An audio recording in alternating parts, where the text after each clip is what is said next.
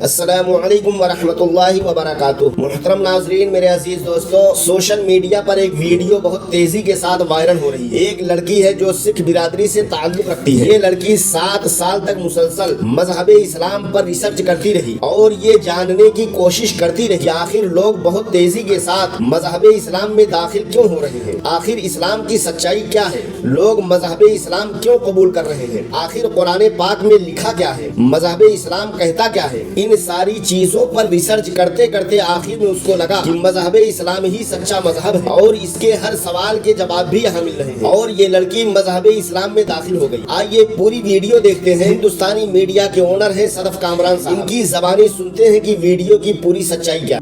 खुदा जब चाहे किसी को भी ईमान की दौलत से नवाज सकता है। सोशल मीडिया पर एक वीडियो काफी वायरल हो रहा है।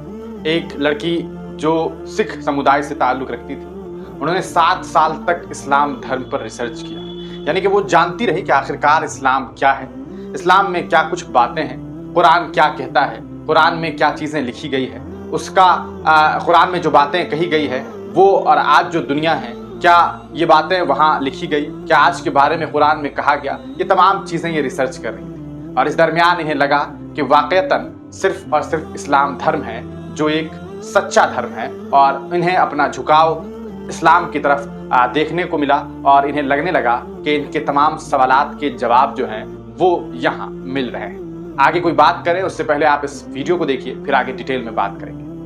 मैं बेसिकली सिख मजहब से बिलोंग करती थी और मेरा नाम बबनीत कौर था। अल्हम्दुलिल्लाह मेरा नाम अभी जो है कुर्रतुल फातिमा है। मैं पिछले 7 सालों से may be more than that मैं इस पे रिसर्च कर रही थी। मेरी एक फ्रेंड थी जिसका नाम स्नेहा है और उसने एक मुस्लिम लड़के से शादी की थी, बट वो जो लड़की है वो पढ़ नहीं पाती थी क्योंकि उसको सिर्फ हिंदी ही आता था।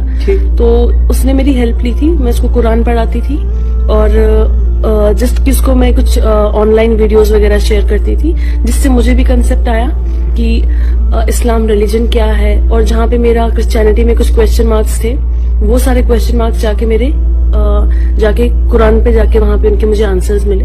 रमजान क्या है, हमारा आने का मकसद क्या है, आखिरत क्या है हमारी, हमको जो इस दुनिया में हम आए हैं ये क्या है, हमारा क्या टेस्ट है, हमने कहाँ पे जवाब देना है। तो ये सब चीजें वहाँ पे आई और फिर मैंने आज से ऑलमोस्ट 2 साल पहले ही इस चीज के बारे में सोचना स्टार्ट कर दिया था। तो फाइनली मेरा एक प्लेसमेंट हुआ था जो कतर में था और मैं एज अ प्रोजेक्ट मैनेजर वहाँ गई थी और वहाँ पे मेरी एक सुपरवाइजर और एक मैनेजर थी जिन्होंने मेरे बेसिक कंसेप्ट्स को क्लियर किया, जहाँ पे मुझे ये भी लग रहा था कि क्या इस्लाम सही है क्या नहीं है। तो जैसे मैंने वो सारा कंसेप्ट क्लियर किया तो रिसेंटली मैंने इस्लाम तो आपने देखा दोस्तों कि ये बबनीत कौर थी जो अब कुर्रतुल फातिमा के नाम से जानी जाएंगी, यानी कि इन्होंने अपना नाम कुर्रतुल फातिमा रखा है।